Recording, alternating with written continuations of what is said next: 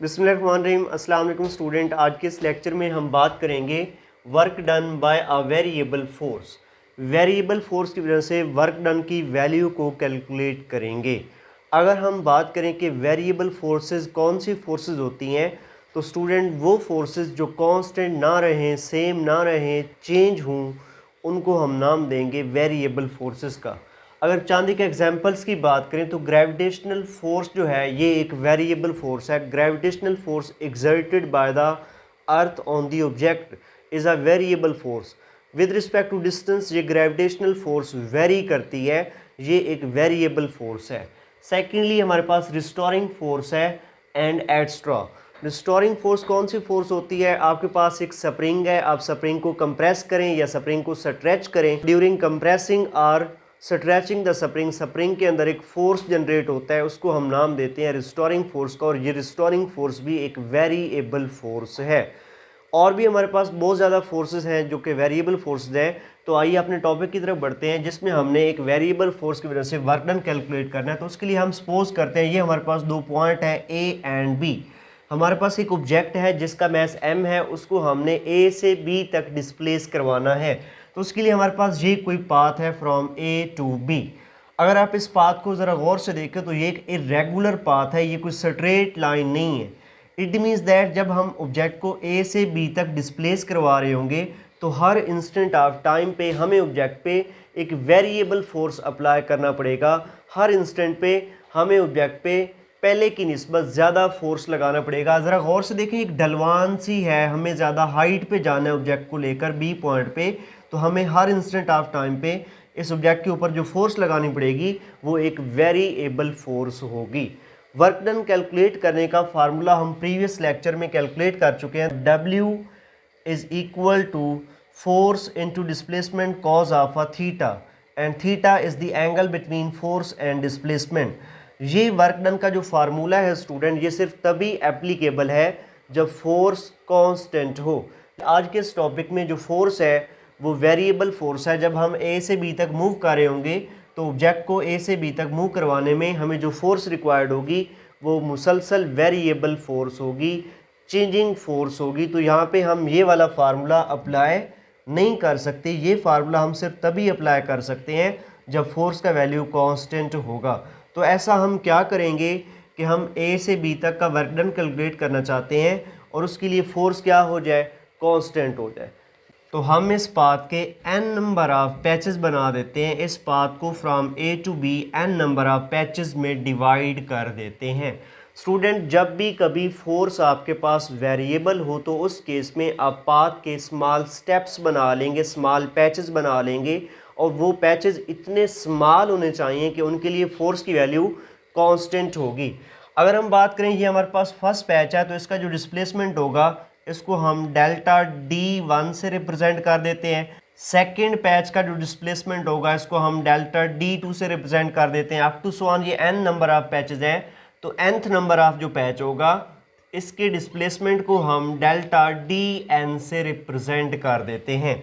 अब हर पैच पे चूंकि फोर्स डिफरेंट होगी, और वो फोर्स कैसी होगी, हर पैच पे फोर्स जो होगी हमारे पास वो थीटा एंगल पे होगी। अगर हम बात करें फर्स्ट पैच के अलॉन्ग फोर्स की तो ये हमारे पास F1 होगी, और अगर हम सेकंड पैच के अलॉन्ग फोर्स की बात करें तो ये हमारे पास किसी थीटा एंगल पे F2 फोर्स होगी। सिमिलरली थर्ड पैच पे हमारे पास जो फोर्स होगी वो ये किसी थीटा एंगल पे ये F3 फोर्स होगी।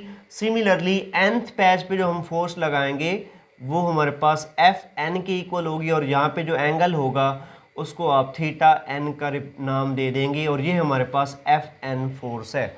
अब हमने चूंकि A से B तक का वर्क डन कैलकुलेट करना था तो A से B तक हमने इस पाथ के स्मॉल पैचेस बना दिए हैं। तो हम हर पैच के अलॉन्ग सेपरेटली जो है ना वर्क डन कैलकुलेट करेंगे, और तमाम पैचेस के अलॉन्ग वर्क डन कैलकुलेट करने के बाद उस वर्क डन को ऐड अप कर देंगे तो ये हमारे पास work done from A to B के इक्वल आ जाएगा।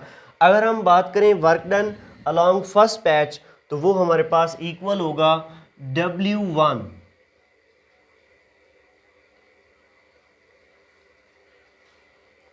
दैट्स इक्वल टू, यहाँ पे फोर्स कितना होगा F1, डिस्प्लेसमेंट कितना होगा delta D1 into angle cos of first patch है, ये हो जाएगा cos of θ1. This is the value of work done along this first patch. Similarly अगर हम सेकंड पैच के अलॉन्ग वर्क डन की वैल्यू के बारे में बात करें तो ये हो जाएगा W2 और इसकी वैल्यू होगी F2 delta D2 into cos of θ2. Similarly अगर हम थर्ड पैच के अलॉन्ग वर्क डन की बात करें तो वो हो जाएगा W3 that's equal to F3 into delta D3 cos of θ3 up to so on. अगर हम nth नंबर ऑफ पैच के अलॉन्ग वर्क डन की बात करें वो हो जाएगा Wn is equal to Fn delta Dn cos of θn. ये हमारे पास इन तमाम पैचेस के अलॉन्ग वर्क डन हो जाएगा. Work done along first patch, second patch, third patch up to so on along the nth patch. अगर हम टोटल वर्क डन यहाँ पे स्टूडेंट कैलकुलेट करना चाहें तो टोटल वर्क डन हमारे पास हो जाएगा W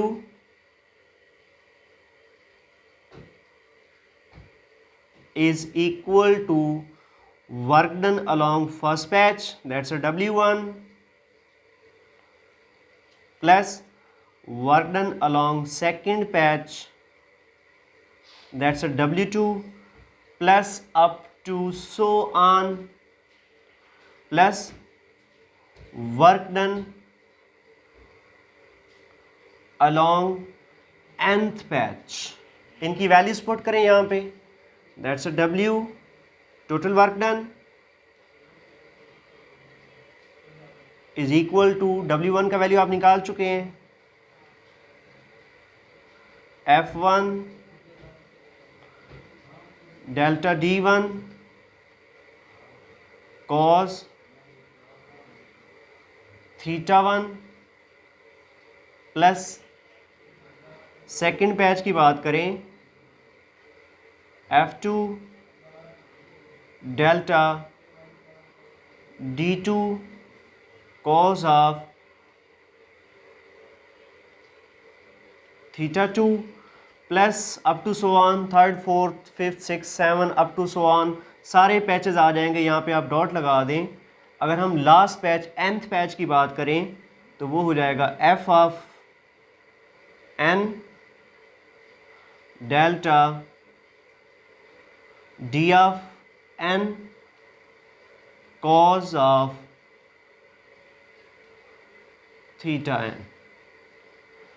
That's a total work done from A to B in displacing the object. ये हमारे पास टोटल वर्क डन का फार्मूला हो जाएगा. तो गौर से देखिए यहाँ पे ये 1 से स्टार्ट हो रहा है, फर्स्ट पैच का वर्क डन है, ये सेकंड पैच के अलॉन्ग वर्क डन है, अप टू सो ऑन ये nth पैच के अलॉन्ग वर्क डन है. तो यहाँ पे अगर हम इसको सिग्मा की फॉर्म में लिखें, समीशन की फॉर्म में लिखें तो इसको हम कुछ यूँ इस तरह से भी लिख सकते हैं W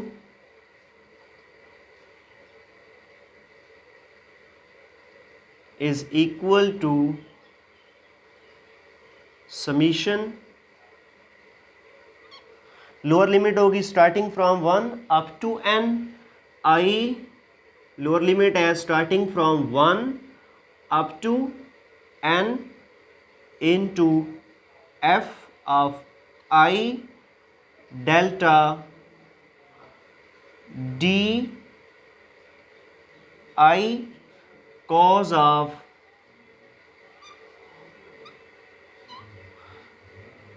theta I. This is the expression for the total work done in displacing the object along the irregular path from A to B. ए से बी तक इस इरेगुलर पाथ के अलॉन्ग ऑब्जेक्ट को डिस्प्लेस करवाने में आपको कितना वर्क डन करना पड़ेगा। This is a work done when the force is a variable, जब आपको फोर्स वेरिएबल अप्लाई करना पड़े। समीशन जो है ये प्लस को शो कर रहा है, अगर आप समीशन को रिमूव कर देंगे तो सेम यही इक्वेशन आ जाएगी। ये summation i starting from 1 up to n है, ये हो जाएगा f1 delta d1 cos theta 1 summation है, तो plus f2 delta d2 cos theta 2 हो जाएगा, plus f3 delta d3 cos theta 3 हो जाएगा, plus up to so on, plus nth patch की अगर हम बात करें तो वो हो जाएगा fn delta dn into cos of theta n। So this is the work done. अब अगर हम work done by variable force के लिए फोर्स डिस्प्लेसमेंट कर्व की बात करें तो वो हमारे पास कुछ इस तरह से होगा। देखें यहाँ पे हमने ग्राफ प्लॉट किया है F cos theta between D के दरमियान में। प्रीवियसली जब आपने ग्राफ ड्रा किया था work done bye constant force, तो वहाँ पे हमने सिर्फ यहाँ पे एफ लिखा हुआ था और यहाँ पे हमने डिस्प्लेसमेंट लिखा हुआ था। तो अगर हम बात करें फोर्स और डिस्प्लेसमेंट स्टूडेंट पैरेलल हूँ, एक ही डायरेक्शन में हूँ, तो फिर ग्राफ जो होता है वो सिर्फ एफ और डी के दरमियान में प्लॉट किया जाता है। लेकिन अगर फोर्स और डिस्प्लेसमेंट पैरेलल ना हो, किसी थीटा एंगल पे हूँ, तो हम जब फिर फोर्स डिस्प्लेसमेंट कर्व प्लॉट करेंगे तो हम एफ कॉस थीटा और डिस्प्लेसमेंट के दरमियान में कर्व प्लॉट करेंगे। हम component of force along the direction of displacement और डिस्प्लेसमेंट के दरमियान में ग्राफ प्लॉट करेंगे। तो ये हमारे पास component of force along the direction of displacement है और ये हमारे पास डिस्प्लेसमेंट है। अगर डिस्प्लेसमेंट की मेजरमेंट की बात करें तो उसका यूनिट हमारे पास मीटर है, जबकि एफ कॉस थीटा का यूनिट क्या है हमारे पास, न्यूटन है। अगर ग्राफ ऊपर जा रहा है इट मीन्स दैट फोर्स का वैल्यू बढ़ रहा है, अगर ग्राफ नीचे आ रहा है मीन फोर्स का वैल्यू कम हो रहा है, और अगर ग्राफ राइट साइड की तरफ शिफ्ट हो रहा है मीन्स दैट डिस्प्लेसमेंट बढ़ रहा है। ज़रा गौर से देखें, ग्राफ यहाँ पे कुछ स्ट्रेट है फिर वर्टिकली डाउनवर्ड आ रहा है, मीन फोर्स का वैल्यू जो है वो डिक्रीज हो गया है, और यहाँ पे थोड़ा बहुत जाके आगे जाके फोर्स क्या हो गई है, लीनियर हो गई है। आप प्रीवियस लेक्चर में ये बात सीख चुके हैं कि फोर्स डिस्प्लेसमेंट ग्राफ का जो एरिया होता है वो हमारे पास work done by the object के इक्वल होता है। लेकिन यहाँ पे जो हमारे पास कर्व आई है in case of work done by variable force, ये स्ट्रेट लाइन नहीं है, तो इस केस में हम क्या करेंगे, इसके भी हम पैचेस बना देंगे। कुछ इस तरह से कि अगर हम यहाँ से एक नॉर्मल ड्रा करें,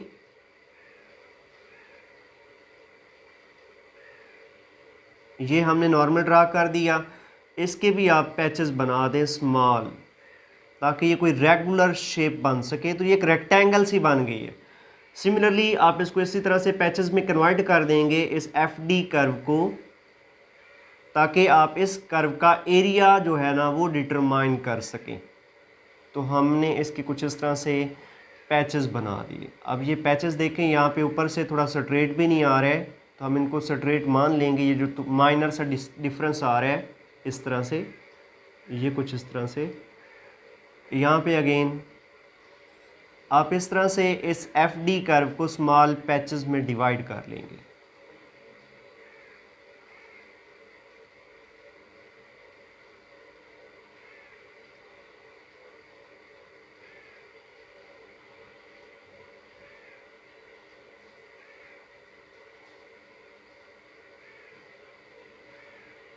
ये हमने इस एफ डी कर्व जो कि स्ट्रेट नहीं थी, हमने इसके पैचेस बना दिए ताकि इस कर्व का एरिया फाइंड किया जा सके। हर पैच का जो डिस्टेंस है उसको delta d1 delta d2 up to so on, nth patch का जो डिस्टेंस होगा उसको डेल्टा dn बोल दें।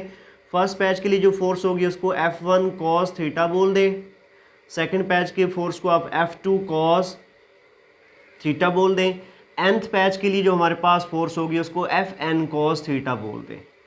अगर हम इस हर पैच का सेपरेटली एरिया कैलकुलेट करें, डिफरेंट एरिया कैलकुलेट करें, ये रेक्टेंगल सी बन रही है तमाम ग्राफ में। ये रेक्टेंगल का विड्थ हो गया डेल्टा d1, इसका हाइट हो गया f1 cos थीटा 1, इसका एरिया फाइंड करें, ये हो जाएगा delta d1 into f1 cos theta 1, तो ये हो जाएगा work done along first patch हो जाएगा। इस तरह से अगर आप तमाम पैचेस का एरिया फाइंड करें तो हमारे पास जो टोटल एरिया होगा उसको कुछ हम इस तरह से लिखेंगे,